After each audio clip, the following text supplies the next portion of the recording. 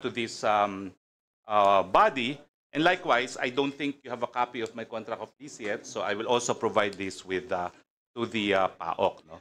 So para lang pong malinaw na dahil siya po ay naka-lease, hindi po ako nakaposisyon dito. Sino po, Mr. Roque, ang pumirma dun sa lease, contract of lease? Ang pumirma po ay ang aking may bahay na si Myla Roque.